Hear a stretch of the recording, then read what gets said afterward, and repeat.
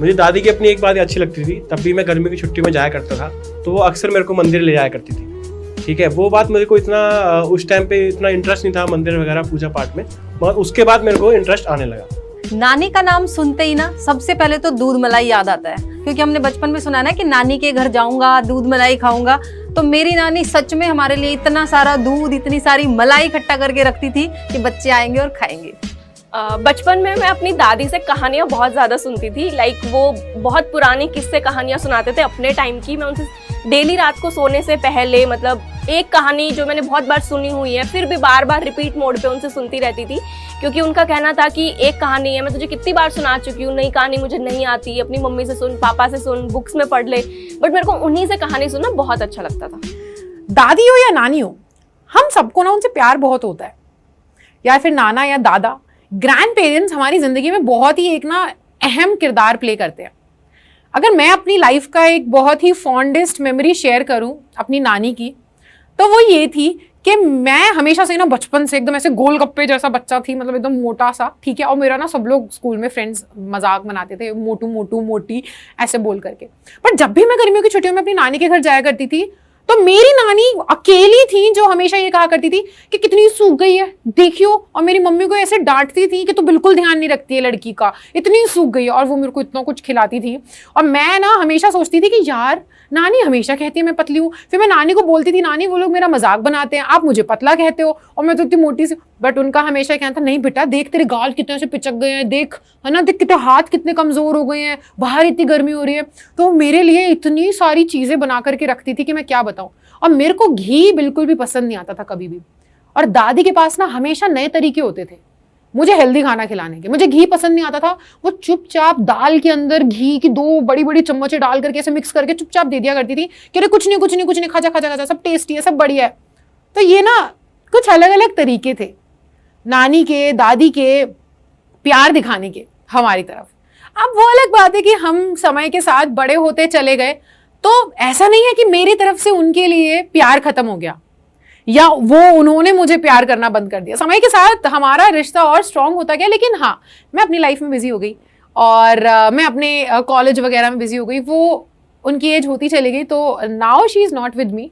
But अभी भी जब भी मैं याद करती हूँ ना, तो मुझे हमेशा मतलब इतनी बेस्ट मेमोरीज याद आती हैं कि कई बार आंखें भर आती है सोच करके कि सच में जो सबसे ज्यादा लाड प्यार से बिगाड़ा है ना, तो वो नानी या दादी ने ही बिगाड़ा है। और ऐसी ही एक कहानी आज मैं तुम लोगों को सुनाने वाली हूँ, जिसका नाम है पोर्ट्रेट ऑफ अ लेडी। अब ये जो लेडी है ना इस कहानी के अंदर, ये हमारे राइटर खुशवंत सिंह की दादी माँ है। इस कहानी के अंदर, इस चैप्टर के अंदर वो इतनी बेहतरीन तरीके से अपनी दादी माँ के बारे में बताते हैं कि कैसे उनकी दादी कैसी दिखती थी, क्या उनका नेचर था, क्या क्या उनका रूटीन था। तो वो इस चैप्टर के जरिए, देखिए चैप्टर जो है ना अपने आप में it is like a pen portrait. Pen portrait यानी कि पोर्ट्रेट है, लेकिन इसमें कुछ ड्रॉ नहीं करा है। इसके अंदर वर्ड्स के थ्रू, वर्ड्स के माध्यम से आपको ना इमेजिनेशन का यूज करते हुए आपके दिमाग में एक पिक्चर बनाने की कोशिश करी है उन्होंने। लिख लिख करके, है ना, वर्ड्स का यूज करके अपनी दादी माँ की कितनी प्यारी सी पिक्चर पोर्ट्रेट जो है वो ड्रॉ करी है कि हम लोग इस चैप्टर को जब पढ़ते हैं तो हम इमेजिन करने लग जाते हैं, और कहीं ना कहीं हम लोग सब अपनी नानी या दादी को मिस करने लग जाते हैं। क्योंकि दादी और नानी का, नाना या दादा, मतलब मैं सिर्फ नानी दादी नहीं बोलूंगी, मैं ग्रैंड पेरेंट्स बोलूंगी। यार ग्रैंड पेरेंट्स का सिनोनिमस अगर मैं देखूं ना, या सिनोनिम देखूं, तो उसका मतलब है अनकंडीशनल लव। मतलब कोई अनकंडीशनल लव जो है ना, वो उसका दूसरा रूप है हमारे दादा दादी का प्यार, नाना नानी का प्यार। तो वैसा ही कुछ है। और ये चैप्टर भी जो है ना उसी रोलर कोस्टर राइड और उसी मेमोरी लेन में आपको लेकर के जाता है कि आप लोग भी कहीं ना कहीं याद करोगे कि हाँ मेरी दादी भी यही करती थी, और आप रिलेट कर पाओगे। सो बहुत ही प्यारा सा चैप्टर है जो हम आज शुरू कर रहे हैं। उससे पहले खुशवंत सिंह के बारे में जान लेते हैं। काफी जाना माना नाम है ये, ठीक है। और इन्होंने केवल ये चैप्टर, ये बेहतरीन प्यारा सुंदर सा चैप्टर ही नहीं लिखा है, बल्कि इन्होंने बहुत सारी अपनी लाइफ में ऐसी चीजें लिखी हैं जो कि पब्लिक को बहुत पसंद आई है, और ये काफी ज्यादा फेमस भी रहे थे उसके लिए। So Khushwant Singh was not only just a writer, he was also an author, a lawyer, और साथ ही साथ ये डिप्लोमैट, जर्नलिस्ट और पॉलिटिशियन भी रह चुके हैं। अब 1947 का टाइम था जब इन्होंने ना वो इंडिया और पाकिस्तान का पार्टीशन को एक्सपीरियंस किया था।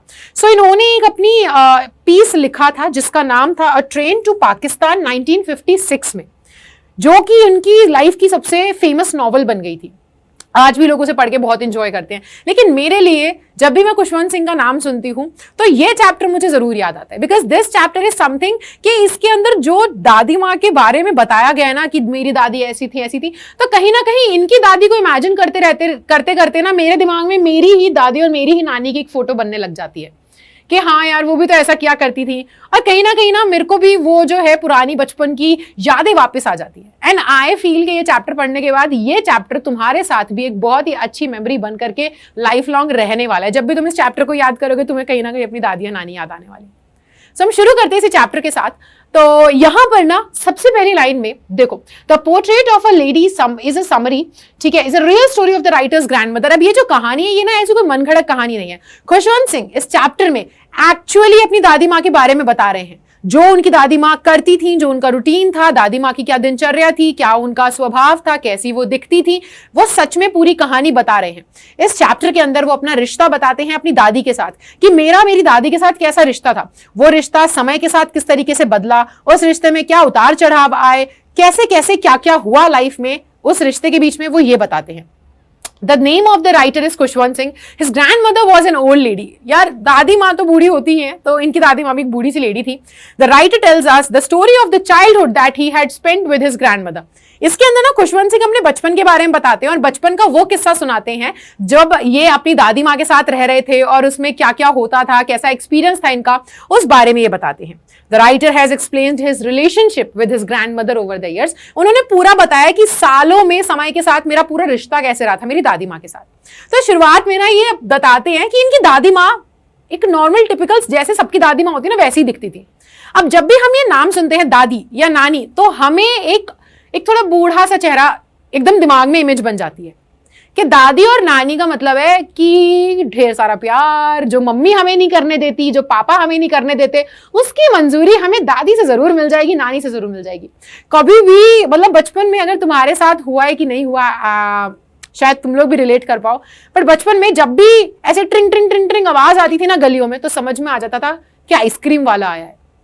और मम्मी पापा से पैसे मांगो तो मम्मी पापा का हमेशा होता था आइसक्रीम नहीं खानी है, गर्मी जो हो रही है, तुम बीमार पड़ जाओगे। जब मम्मी पापा ने मना कर दिया है तो एक इंसान है जिसके पास सुपर पावर्स है और जो हाँ करेगा और जिसकी बात को मम्मी पापा भी नहीं टाल सकते, वो होती थी हमारी दादी, दादा, नाना, नानी। तो हम उनके पास भाग के जाते थे कि दादी आइसक्रीम वाला है, आइसक्रीम खिला दो ना। फिर तो पार्टी, आइसक्रीम पार्टी एकदम ही। फिर तो वो मना नहीं करते थे और हमेशा से इतने दिलदार रहते थे। तो ऐसा ही वो बताते हैं कि मेरी दादी भी ना बाकी सभी दादियों की तरह थी, वही वो बूढ़ी सी थी, ऐसी कोई जवान या ऐसा नहीं, वही सफेद बाल, बूढ़ा सा चेहरा जिसके ऊपर झुर्रियां ही झुर्रियां हैं। So the writer recalls his grandmother as short, healthy and slightly bent. अब यहाँ पर खुशवंत सिंह बताते कि उनकी दादी जो थी वो छोटी सी, हल्की सी उनकी कमर ऐसे झुकी हुई थी और काफी एजेड, झुर्रियां थी चेहरों पर। Her hair were silver in color and were scattered messily on her wrinkled face. वो बताते कि दादी के ना बाल जो थे वो सफेद थे, ठीक है, एकदम सिल्वर चमक मारते थे, सफेद सफेद से बाल थे दादी के और वो उनके झुर्रियों से भरे हुए चेहरे पर ऐसे बिखरे से गिरे रहते थे। She used to walk around the whole house in white clothes. वो बताते कि दादी को देख करके ना मुझे एकदम एक शांत से सफेद चादर से ढके हुए पहाड़ की याद आ जाती थी, क्योंकि वो एकदम सफेद कपड़े पहनती थी, सफेद साड़ी, ब्लाउज, और वो पूरे घर में उन्हीं सफेद कपड़ों में घुमा करती थी, हल्की सी कमर झुकी हुई और वो बूढ़ा सा चेहरा जिसपे झुर्रियां हैं, बाल सफेद बिखरे हुए। She kept her one hand resting on her waist and the other hand was telling the beads on her rosary. अब वो बताते हैं कि मेरी दादी का ना एक हाथ उनकी ऐसे कमर पे रहता था और दूसरी हाथ में वो जाप माला। अब बहुत से आप लोगों ने देखा होगा कि घर में जो हमारे दादा दादी नाना नानी होते हैं तो वो एक जाप माला रखते हैं जिसपे वो भगवान का नाम जपते रहते हैं। तो ऐसे ही खुशवंत सिंह बताते हैं कि मेरी दादी के एक हाथ उनकी कमर पे रहता था, दूसरा हाथ में ना उनके जाप माला होती थी, वो घर में बस घूमती थी तो वो जाप माला से कुछ ना कुछ भगवान का नाम जो है हमेशा जपती रहती थी। The writer thinks of her as not very pretty but constantly beautiful all the time. अब राइटर जो है खुशवंत सिंह कहते हैं कि दादी माँ ना जिस चीज को तुम सुंदरता कहते हो आजकल, कि मतलब ऐसा सुंदरता के लिए अपना डेफिनेशन काफी बदल चुकी है कि प्रिटी मीन्स कि काफी यंग चेहरा, ऐसी आंखें, ऐसा कुछ। तो वो कह रहे हैं कि देखो वैसे अगर तुम बोलो तो मेरी दादी माँ प्रिटी नहीं थी लेकिन बहुत सुंदर थी। ही कंपेयर्स हर काम face with the winter landscape. यहां पर ना वो दादी का वो शांत चेहरा वो उसको विंटर के लैंडस्केप यानी कि एक सर्दियों के नज़ारे से कंपेयर करते हैं कि तुम उन्हें देखोगे ना तो दादी को देख करके लगेगा कि सर्दी में जैसे पहाड़ों में तुम हो और सफ़ेद चादर बर्फ की ढक जाती है ना, तो वैसे मेरी दादी सफ़ेद कपड़े पहने रहती थी, सफ़ेद बाल थे, चेहरे पे झुर्रियाँ थी, लेकिन फिर भी वो इतनी, उनका चेहरा इतना शांत था और वो इतनी सुंदर लगती थी कि वो अपने ही मायनों में सुंदर थी और सबसे सुंदर थी। During their lengthy stay in the village, grandmother woke him up from the bed in the early morning, plastered his wooden slate, organized his breakfast and sent him to the school. अब यहाँ पर ना जब वो अपनी दादी के बारे में बता रहे होते हैं तो वो कहते हैं कि मेरे घर में एक पूरी दीवार है, उस दीवार पे ना ऊपर एक फोटो लटकी हुई है, वो मेरे दादाजी की है। ऐसे उन्होंने पगड़ी पहनी हुई है, उनकी इतनी लंबी सी दाढ़ी है। पर जब भी कभी इमेजिन करता हूँ तो मैं इमेजिन ही नहीं कर पाता कि मेरी दादी भी कभी इतनी जवान हो सकती है कि उनके बच्चे, वो खुद भी बच्ची रही होंगी या उनके भी हस्बैंड रहे होंगे। मैं इमेजिन ही नहीं कर सकता। अब हमारे लिए ना ऐसा हो जाता है। क्यों हो जाता है? क्योंकि हमने कभी भी दादी को, हमने जब से आंखें खोली हैं और जब से हमने होश संभाला है जिंदगी में, हमारे लिए तो हमेशा से दादी माँ वैसी ही दिखती थी, बूढ़ी सी, है ना, हल्की सी कमर झुकी हुई, तो वो कभी भी कुछ इतनी ज्यादा प्रिटी और इतनी वैसी तो नहीं लगती थी। तो वो यही बोल रहे हैं कि मैंने हमेशा से इनको ऐसे ही देखा, मेरे लिए वो कभी भी ऐसी नहीं हो सकती कि मतलब मैं इमेजिन नहीं कर सकता कि यार ये भी बच्ची रही होंगी, ये भी बच्चों वाले खेल खेलती होंगी। जब भी दादी माँ बताती थी कि हम जब अपने बचपन में ना ये गेम खेलते थे, तो मुझे इमेजिन ही नहीं होता था, मेरे को ये बात ना ऐसे पचती ही नहीं थी। और वो फोटो, अपने दादाजी की फोटो देखना, वो देख करके मुझे और अजीब लगता था। और जो दादाजी थे ना, उनकी डेथ हो चुकी थी, तभी उनके घर में फोटो लगी हुई थी। अब वो अपने बचपन के बारे में बताते हैं। अब यहाँ पर जो खुशवंत सिंह है, आपको समझना पड़ेगा कि ये जब छोटे थे ना, तो उस टाइम पे इंडिया ऑलमोस्ट अंग्रेजों का गुलाम था। तो उस टाइम की बात है। तो उस समय में ना ये गांव में रहा करते थे और दादी माँ को काफी ज्यादा पसंद था कि वो मंदिर वगैरह, मतलब वो काफी धार्मिक थी, जैसे हम सबकी दादी माँ होती है, ठीक है, सुबह उठते के साथ राम राम और रात को सोते के साथ शाम शाम। तो वैसा वाला इनकी दादी का भी माहौल था, इनकी दादी का भी रूटीन था। तो इनकी दादी ना, बचपन में क्या हुआ कि इनके मम्मी पापा शहर चले गए थे रहने के लिए। तो उनके मम्मी पापा ने ये सोचा कि खुशवंत सिंह को कुछ समय के लिए गांव में दादी के साथ उनकी निगरानी में छोड़ देना चाहिए, वो स्कूल वूल में पढ़ लेंगे, जब तक उनके मम्मी पापा शहर में घर वर लेकर के अच्छे से सेटल होंगे तब इनको बुला लिया जाएगा। तो यहाँ पर हुआ क्या कि अपनी दादी के साथ रहते थे। अब इनका रूटीन ऐसा था कि दादी इनको रोज सुबह उठाया करती थी, नहला धुला करके तैयार करती थी, एकदम राजा बेटा बना करके, बीच से या साइड से तेल वाले बालों में मांग निकाल के एकदम वैसा राजा बेटा बना के तैयार करती थी इनके लिए। इनको रोटी एकदम, और पता है दादी माँ की ना, मतलब मैं जब भी चैप्टर पढ़ाती हूँ या मैं पढ़ती हूँ, मेरे को हमेशा याद आता है कि दादी माँ से अगर आप बोलो ना कि दादी सिर्फ आज 2 रोटी खाऊंगा, 2 से ज्यादा रोटी मत बनाना, तो तुम अपने आप देखना कि वो रोटियां ना मोटी हो जाती हैं, वो अपने आप मोटी मोटी रोटी बनेंगी। वो कहेंगी हाँ बेटा ठीक है मैं 2 रोटी बनाऊंगी, 2 रोटी तुझे खानी है, बट रोटियों का ना साइज जो है वो मोटा हो जाता है। तो अपने आप ही वो 4 रोटी तुम खा लेते हो पर पता नहीं चलता। ऐसी मोटी मोटी रोटी ना इनकी दादियां इनके लिए बनाया करती थी, सुबह सुबह नाश्ता देती थी इनको, तैयार करते करते ना वो भजन गाती रहती थी। अब खुशवंत सिंह कहते हैं कि मुझे ना भजन में कोई इंटरेस्ट नहीं था यार, हम बच्चे होते हैं, हमें सुनने होते हैं एकदम रॉक स्टार वाले गाने या ऐसा कुछ, बट दादी वगैरह तो हमारी भजन वजन में विलीन रहती हैं। तो ये कहते हैं कि दादी इस वजह से भजन गाती थी ताकि मैं उस भजन को याद कर लूं, बट मुझे याद थोड़ी करना था, मैं भजन चुपचाप सुन लिया करता था क्योंकि मुझे दादी की वो गीत गाती हुई आवाज बड़ी अच्छी लगती थी। तो इनकी दादी इनको तैयार करके, इनका बैग वैग पैक करके, इनको ब्रेकफास्ट खिला करके इन्हें स्कूल भेज दिया करती थी। अब वो स्कूल ना असल में उनके साथ जाया करती थी। तो the temple was connected to the school. अब इनका जो स्कूल था वो अपने आप एक मंदिर से जुड़ा हुआ था, यानी कि मंदिर बड़ा सा था, उसके आंगन में बच्चों को बैठा करके पेड़ के नीचे पढ़ाया जाता था। तो दादी क्या करती थी कि ये जब अपना स्कूल में बैठ करके ABCD क ख ग ये सब पढ़ रहे होते थे, दादी अपना मंदिर में पूजा पाठ कर लिया करती थी तब तक, और वो सारी किताबें वगैरह वहां पे जो धार्मिक किताबें होती हैं वो पढ़ा करती थी। फिर उसके बाद ना वो अपने साथ ना कुछ रोटियां भी लेकर के आती थी, और जब ये लोग घर वापस जाया करते थे तो दादी रास्ते में क्या करती थी कि रोटियां ना, जो डॉगी मिलते थे, जो कुत्ते मिलते थे रास्ते में, उनको रोटी डाल दी करते थे। तो वो कुत्ते जो है इनका घर तक पीछा करते थे क्योंकि उनको रोटी मिला करती थी। अब क्या हुआ कि turning point in the beautiful relationship arrived. अब ये सब तो इतना अच्छा चल रहा था, लेकिन एक मोड़ आया इनके रिश्ते में कि इनके मम्मी पापा ने ना इनको बुला लिया। ठीक है, इनके मम्मी पापा ने इनको बुला लिया कि अब आप आ जाओ शहर में रहने के लिए, अब यहाँ पे सब सेटल हो चुका है, हम यहीं पर रहेंगे। अब ये जब शहर गए तो इनका नया स्कूल आया। नया स्कूल में जब इनका एडमिशन हुआ तो स्कूल ना बस भेजा करती थी बच्चों के लिए। तब यहाँ पर एक रिश्ता जो था कि सुबह सुबह दादी तैयार करेगी, दादी खाना खिलाएगी और दादी के साथ स्कूल जाएंगे, वो टूट गया इनका दिनचर्या में से। क्योंकि अब बस आया करती थी तो ये बस में स्कूल जाते थे। तो वहां पे ना हल्का सा बॉन्ड जो था इनका, हल्का सा क्या हुआ, थोड़ा सा ऐसे ब्रेक हुआ। अब हुआ क्या कि अब हमारे जो राइटर हैं वो स्कूल में जाते थे तो वहां पर इंग्लिश मीडियम स्कूल, वहां पे इंग्लिश सब्जेक्ट्स वगैरह ये सब पढ़ाए जाते थे, मैथमेटिक्स, फिजिक्स और बहुत सारे सब्जेक्ट्स पढ़ाए जाते थे जो दादी माँ समझ नहीं पाती थी। दादी माँ को जितना आता था ना, दादी माँ को बचपन में बड़ा अच्छा लगता था कि वो अपने बच्चे को, खुशवंत सिंह को पढ़ाई में मदद करती थी। लेकिन अब खुशवंत सिंह धीरे धीरे बड़े हो रहे थे, अच्छे स्कूल में जा रहे थे, तो दादी माँ को नहीं पता चलता था फिजिक्स और इन सब चीज़ों के बारे में, इंग्लिश और मैथ्स और ज्योग्राफी। तो दादी माँ उनको यहाँ पे भी हेल्प नहीं कर पाती थी। तो थोड़ा सा इनको ना ऐसे लगा कि थोड़ी सी दूरी आई रिश्ते में। अब हुआ क्या कि his grand mother could no longer go to school with him to send him. She felt upset that there was no teaching about god scriptures at the city school. अब दादी माँ थी, दादी माँ के लिए था कि बेटा भगवान के बारे में पढ़ना जरूरी है, ये क्या तुम सुनते रहते हो पूरे दिन। मेरे तो मतलब दादा, मेरे जो नाना थे वो हम लोगों ने अगर 4 गाने ऐसे सुन लिए ना, शीला की जवानी, मुन्नी बदनाम, तो 5वां गाना पता है उनको ये होता था कि अब जब तुम चलाओगे अब हनुमान चालीसा सुनोगे तुम, अब सुंदरकांड का पाठ आ रहा है टीवी में, वो चलना चाहिए। तो वो होता था। अब वैसा ही कुछ ना इनके लिए भी था कि इनको बड़ा बुरा लगा इनकी दादी को कि तुम क्या पढ़ते रहते हो ये अंग्रेजी पटर पटर करना। और तब सोचो कि हम अंग्रेजों के गुलाम थे। तो अब ये जो पीढ़ी थी ना, ये जो दादी माँ थी, तो उस पीढ़ी का जो माइंडसेट था वो यही था कि क्या अंग्रेजी में तुम पटर पटर करना सीख रहे हो और ये सब सीख रहे हो, भगवान के बारे में क्यों नहीं जान रहे हो। अब बच्चे सब एकदम ही अंग्रेज बन जाएंगे हमारे, तो फिर हमारे धर्म के बारे में, हमारे भगवानों के बारे में और इन धार्मिक चीजों के बारे में कब सीखोगे तुम। ये स्कूल में गलत सिखा रहे। उन्हें अच्छा नहीं लगता था, बट वो कुछ बोलती भी नहीं थी, वो समझ रही थी। अब यहाँ ना दादी माँ बहुत अंडरस्टैंडिंग थी, वो समझ सकती थी, शी कुड अंडरस्टैंड कि हाँ मैं ऐसे बोल नहीं सकती हूँ, बिकॉज ऑब्वियसली जो बच्चा है वो स्कूल जा रहा है तो वो अब है, उसका बदलाव आ रहा है उसकी जिंदगी में, है ना, हमेशा थोड़ी वो मेरे से ही चिपक के रहेगा, बच्चा बड़ा हो रहा है।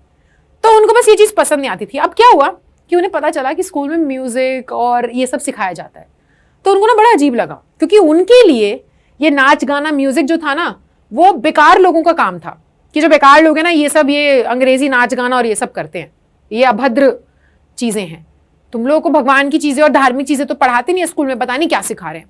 लेकिन दादी ने इनकी कभी कुछ बोला नहीं, पर ये जानते थे कि दादी को ये पसंद नहीं आया सुन करके।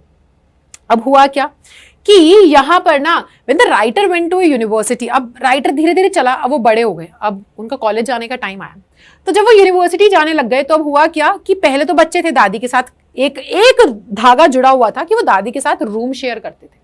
अब बड़े हो गए तो इनको एक अलग कमरा दे दिया गया। तो वो जो एक कड़ी इनके रिश्ते को जोड़ के रख रही थी ना कि अब तो दादी पढ़ा भी नहीं पाती, अब दादी के साथ स्कूल भी नहीं जाते, पर दादी के साथ कमरे में रहते हैं, तो रात को वो कहानियां सुना दी दादी ने, दादी से चिपक करके सो गए, वो कड़ी छूट गई क्योंकि अब इनको बड़े हो गए थे, अलग कमरा मिल गया। The common link of the relationship between the grandson and grandmother was broken now. Grandmother rarely talk to anyone in the house now. अब वो दादी माँ ना मुश्किल ही किसी से घर में बात करती थी, वो अपनी ध्यान में रहती थी, भगवान का जाप लेते रहना, ज्यादा कुछ बोलती नहीं थी, चुपचाप ही रहती थी घर में। अब हुआ क्या कि the writers grandmother quietly accepted her loneliness. हम लोग कई बार नहीं ध्यान भी नहीं देते, हम लोग रेयरली अटेंशन पे करते हैं, क्योंकि ये आई बिलीव कि ये हमारी जिंदगी का ये एक कड़वा सच है कि जो हमारा रिश्ता होता है ना, हम सब अपनी लाइफ में बिजी हो जाते हैं, तो हमारा जो रिश्ता होता है ना, हम कोई नहीं चाहते होते। आई नो कि मैं भी नहीं चाहती होती हूँ, तुम भी कभी नहीं चाहते होते कि हम अपने मम्मी पापा से या हम अपने दादा दादी से कभी भी ऐसे इतने ज्यादा दूर आ जाए, बट वो दूरी नेचुरल होती है क्योंकि आपकी लाइफ अब ग्रो कर रही है और आप अपनी लाइफ में बिजी हो रहे हो, आपकी अपनी लाइफ की एक्टिविटीज हैं, और वो ये बात ना मम्मी पापा भी समझते हैं, और हम कहीं ना कहीं अपनी जिंदगी को बेहतर तरीके से जीने में ना कहीं वो दूरी आ जाती है।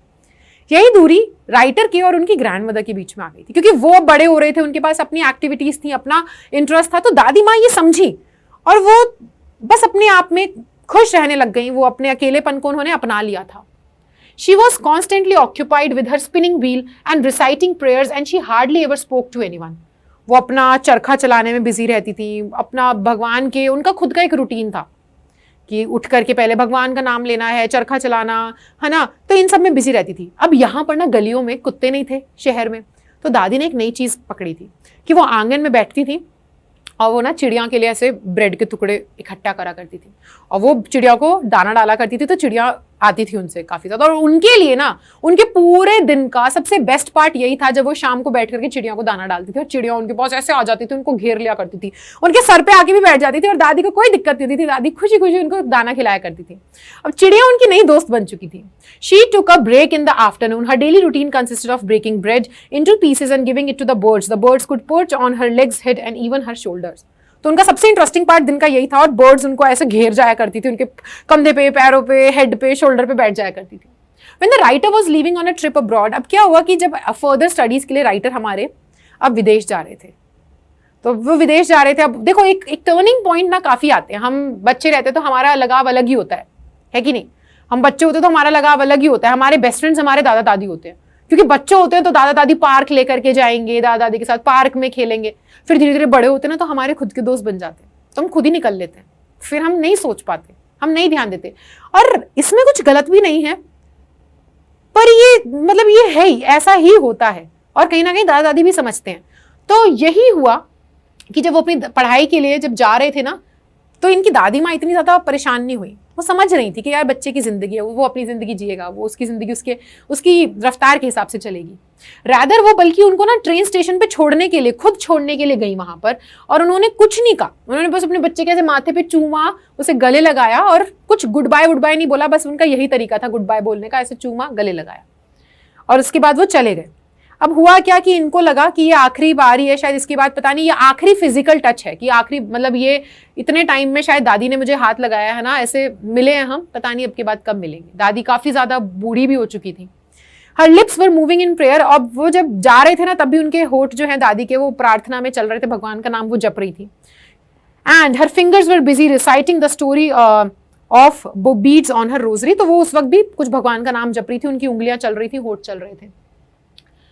Seeing her grandmother at this old age, the writer was thinking that it might be his last meeting with his grandmother. But when he came back home after a duration of 5 years, his grandmother was there to welcome him back, and he saw her celebrate his return. अब हुआ क्या कि इनको लगा कि दादी माँ इतनी बूढ़ी हो चुकी है, पता नहीं शायद आखिरी बार मिल रहा हूं मैं दादी से। लेकिन जब वो 5 साल बाद वापस आए ना इंडिया, तो उनकी दादी माँ उनको लेने के लिए आई स्टेशन पे, और दादी माँ उस दिन सच में खुश थी। बेशक वो खुशी उन्होंने चिल्ला करके और ऐसे नहीं दिखाई होगी, या बहुत मतलब बच्चे से बात करके गले, उनका अपना तरीका था, बट वो बहुत खुश थी उस दिन कि मेरा जो है खुशवंत वो वापस आया है ना भारत, 5 साल बाद मैं उससे मिल रही हूँ। उन्होंने क्या करा कि उन्होंने ना सभी औरतों को, उस दिन उन्होंने पहली बार ऐसा हुआ कि उन्होंने ना अपना भगवान का नाम जो वो जपती रहती थी, हर वक्त उनके जबान पे सिर्फ भगवान का नाम रहता था, वो उन्होंने छोड़ा। उन्होंने ढोल लिया, उन्होंने ढोल बजाया, ढोल से मेरा मतलब है ढोलक होती है ना, तो उन्होंने वो भगवान के गीत गाए और वापिसी किसी परदेसी के होते हैं ना वो सोल्जर्स के वापिसी होम कमिंग के गीत गाए उन्होंने, सभी औरतों को इकट्ठा करके उन्होंने पूरे टाइम यही किया। इतना ज्यादा कि लोगों को ने रोकना पड़ा कि दादी बीमार पड़ जाओगे, आप इतना ज्यादा अपने ऊपर थकान मत लो। वो नहीं मानी, वो गाती चली गई।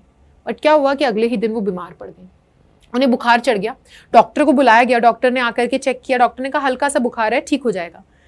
पर पता नहीं क्या होता है कि ना हमारे दादा दादी को एक एहसास हो जाता है कि बेशक डॉक्टर कह रहा है ये हल्का सा बुखार है, पर हम जानते हैं कि अब हमारा समय आ गया है। और इनकी दादी को पता चल गया था ये कि अब टाइम आ गया है, डॉक्टर को लग रहा है हल्का बुखार है, मैं बीमार हूँ, बट अब ये मेरा लास्ट टाइम चल रहा है। तो वो चाहती थी कि अब मैं अपने आखिरी समय में, मैंने अपना आखिरी समय जो था वो मैंने गीत में व्यर्थ कर दिया, अब मुझे अपना ये जो आखिरी समय है ना, मुझे केवल भगवान में विलीन हो जाना है, मुझे सिर्फ भगवान का नाम लेना है, मुझे किसी से बात नहीं करनी। उन्होंने सबको अपने कमरे से बाहर भेज दिया कि आप सब जाओ, मैं किसी से बात नहीं करना चाहती। उन्होंने माला हाथ में लेटे लेटे माला जो है भगवान का नाम वो जपती रही और माला जो है उनके हाथ में चलती रही। अब हुआ क्या कि अचानक से उनके बेड पे लेटे लेटे उनके होठ चलने बंद हो गए और उनके हाथ से वो माला छूट के गिर गई। और जैसे ये हुआ ना तो इनको समझ में आ गया कि अब दादी हमारे बीच नहीं रही। और उसके बाद इनकी जो डेथ हुई थी, तो आप समझ सकते हो कि जानवर जो होते हैं ना उनमें भी बहुत फीलिंग्स होती हैं। दादी की डेथ हुई थी तो ये लोग सब दादी की, जैसे कि हमारा रिवाज होता है कि हम लोग जो है ना शव जो बॉडी होती है उसको ज़मीन पे लिटा देते हैं, सब रीति रिवाज पूरे करने के लिए सब बिजी हो गए घर में, है ना, अंतिम संस्कार के लिए। तो जब ये लोग शाम को वापस आए दादी को ले जाने के लिए, उनको उस पर लेटाने के लिए, है ना, लेकर के जाता है जो बॉडी को, तो जब ये वापस आए तो इन्होंने देखा कि वरांडे में पूरा और कमरे तक हजारों चिड़िया, स्पैरोज, जिनको वो डेली खाना खिलाया जाती थी ना, वो हजारों चिड़िया आई हुई थी, भर गया था इनका आंगन। और वो चिड़िया बिल्कुल भी नहीं चहचहा रही थी, वरना बाकी दिनों पर तो चिड़िया जो है ना, जब भी दादी इनको टुकड़े डालती थी ब्रेड के, चहचहाती थी इतना कि घर में ऐसे चिड़ियों की आवाजें गूंज जाती थी। लेकिन उस दिन सब शांत थी, हजारों चिड़िया वहां थी, चुपचाप, एकदम सन्नाटा। वरांडे से लेकर के दादी जहां लेटी थी कमरे में वहां तक भरी हुई थी। काफी देर बैठी रही वो, और फिर उसके बाद चुपचाप शांति से वो सारी चिड़िया उड़ गई। और यहाँ पे वो बताते हैं कि ये इस तरीके से जो है दादी का मतलब इनकी स्टोरी अंत होती है कि दादी जो है ना, तो उनकी इस तरीके से डेथ हो गई थी और ये उनका पूरा रहा था सफ़र। सो इसके साथ हमारी ये चैप्टर, हमारी कहानी तो ख़त्म होती है। And I would like to thank all of you for watching this video. और आई होप कि आपको ये कहानी भी बहुत ही प्यारी लगी होगी, और कहीं ना कहीं आई एम वेरी श्योर कि तुमको भी ना अपने उसी प्यारे से और बहुत ही मतलब दिल के नज़दीक जो हमारा वो रिश्ता होता है हमारे दादा दादी के साथ, वो ज़रूर याद आया होगा। क्योंकि मैं जब भी ये कहानी पढ़ती हूँ तो आई ऑलवेज फील नॉस्टैल्जिक उन दिनों के बारे में जब हम नानी के घर जाया करते थे, खूब मस्ती भी करते थे, शरारत भी करते थे, मम्मी की डांट से बचा लिया करते थे नाना नानी। मतलब अगर मम्मी डांटने वाली तो दादी के पीछे जाकर के, नानी के पीछे जाके खड़े हो जाओ कि नानी मम्मी डांट रही है, और नानी डांट दिया करती थी उल्टा मम्मी को कि क्यों परेशान करते हो तुम, है ना। तो हमारा कहीं ना कहीं हम सबका जो पहला दोस्त था वो हमारे दादा दादी या नाना नानी में ही था। उसके बाद हम बड़े हुए, life happened, and then the rest is history. But I hope आपको ये वीडियो बहुत अच्छी लगी होगी। मुझे कमेंट में ज़रूर शेयर करके बताना कि व्हाट्स योर टेक, आपकी वो सबसे ज़रूर बताना, मेरे साथ शेयर करना, मुझे बहुत अच्छा लगेगा सुन करके कि आप लोगों की अपने दादा दादी या नाना नानी की सबसे फॉन्डेस्ट मेमोरी क्या है, सबसे प्यारी याद। मुझे जान के बड़ा अच्छा लगेगा। And I will see you in the next lecture. So तब तक के लिए bye bye, take care and thank you so much.